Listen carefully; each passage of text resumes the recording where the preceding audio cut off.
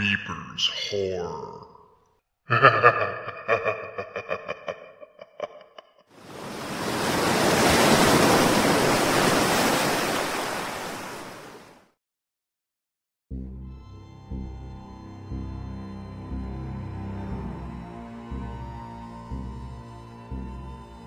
I am the Grim Reaper, and these are my tales of the strange and paranormal. Tonight's tale is The Sea Cave by Reaper's Horror.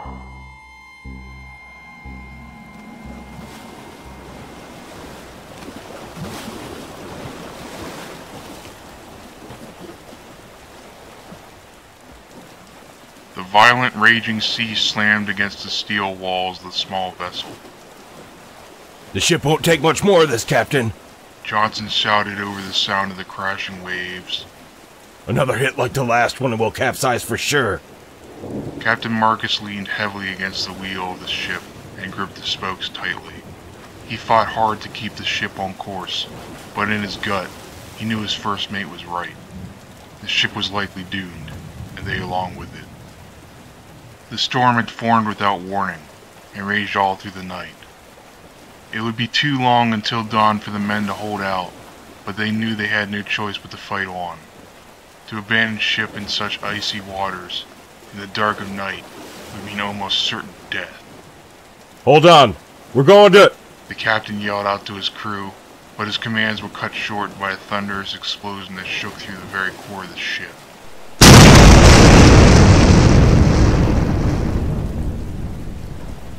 A cloud of thick black smoke poured out from deep inside the ship's hull. Water hit the boiler, sir.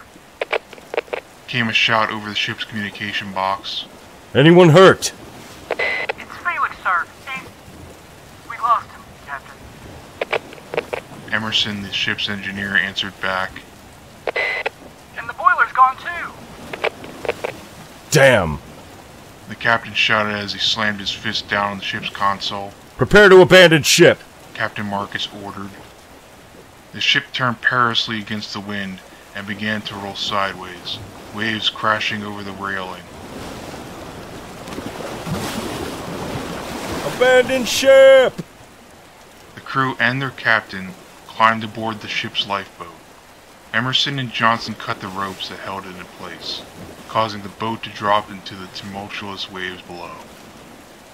No sooner had the small boat pulled away from the tossing ship than the freighter turned over on its back and slipped beneath the water's surface. She was gone. The lifeboat was flown wickedly back and forth, and the men struggled desperately to hang on.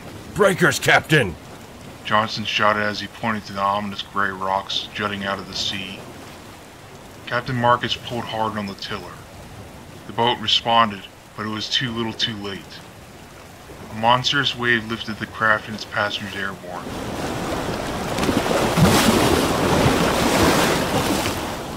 Throwing them headlong onto the rocks.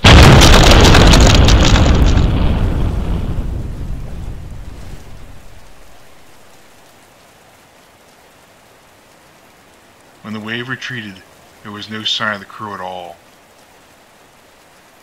The ground was covered in a dense fog. Oh, my head. Emerson exclaimed as he held his hand to the back of his skull. He struggled to his feet and then called out for the others. Johnson. Captain Marcus. I'm here! Johnson called out weakly. But the captain, he's over there. Johnson pointed to the body of their beloved friend, Captain Marcus.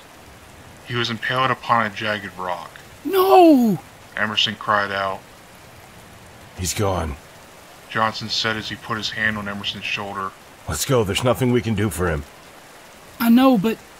Emerson began to cry. But what? Asked Johnson. we can't just leave him here. Emerson said as he tried to wipe the tears from his eyes. Emerson, we don't even know where here is. Johnson muttered as he put his palm to his forehead. Emerson looked back at the captain's body and said nothing. Look, I'm sorry, but we need to figure out where we are first, okay? Then we can come back for Captain Marcus. Emerson nodded in agreement. Come on, let's see if we can find some kind of shelter so we don't freeze our asses off out here. Johnson said with a forced smile. There's bound to be at least a cave or something nearby where we can rest up for the night. Okay. Emerson sniffed. The two men climbed up the rocky coast through the thick gray fog. I can't see a damn thing in this blanket. Johnson said angrily. We have to get to higher ground if we're going to see much of anything. They continued their trek in near blindness. Not even the moon shone through the clouds at this point. The fog began to glow with an eerie light as they approached what appeared to be ruins of an ancient temple carved out of a sea cave. Perfect. We'll stay here for the night, said Johnson with a sigh of relief. Are you sure about this? Emerson gulped. You got a better idea? Johnson snapped back. Yeah, I thought not. Come on, don't be a coward. He was clearly annoyed by Emerson's lack of a spine. Oh, all right. But we're only staying until the sun rises, okay? Emerson said as he looked around, hoping for an alternative solution. Deal. Johnson agreed with a smirk as the two of them entered through the unusually decorated opening of the coastal cavern.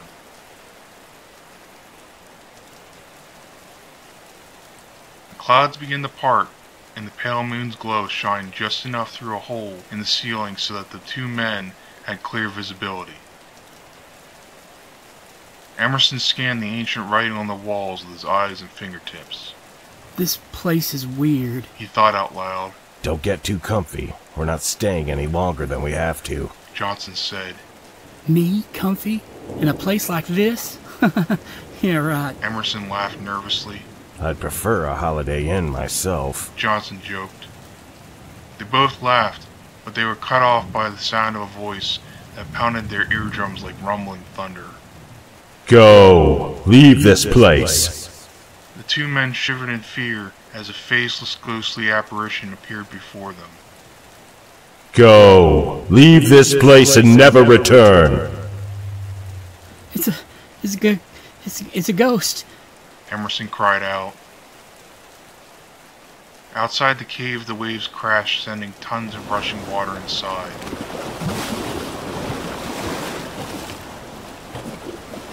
The men began to choke on the rushing water. Help! I'm drowning! Emerson shouted as he took in more water. No shit, we both are! Johnson yelled. And we'll be dead too if we don't find a way out of here. Quick, we gotta swim for the exit. It's not far, follow me! Both of them swam toward the exit with all their might, but before they could reach it, the roof of the cave's entrance collapsed, sealing them in.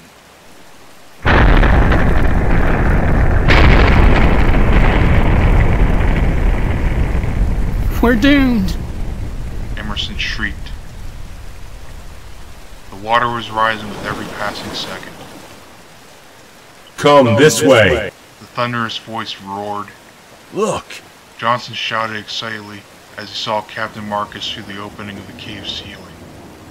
Give me your hand. The captain ordered. The two men grabbed for the captain's arm and were pulled to safety. Emerson vomited up a gutful of sea fluid. Captain, you're alive, but how? He asked with a bewildered smile. We saw you. You were impaled on the rocks. Explained Johnson. Was I? The captain said with a smile. Perhaps I was. The captain said before vanishing into thin air. Wait, Captain, no, you can't be. Emerson gasped. I must be going crazy, Emerson. Johnson proclaimed. But I believe we were just saved by the ghost of Captain Marcus. Let's just get out of here. Emerson said. Yeah, let's do that. Johnson agreed. But first, let's get to the captain and give him a proper burial so his soul can rest. And as Johnson said with those very words, the storm dissipated and the skies cleared.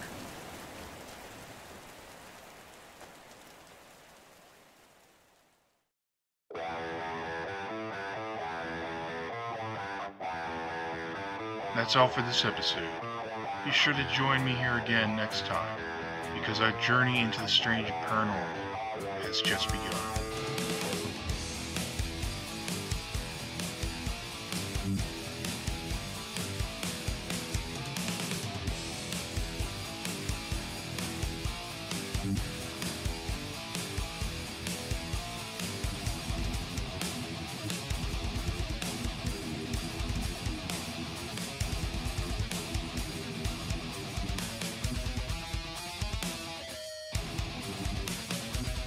Please leave a like and a message in the comments section below.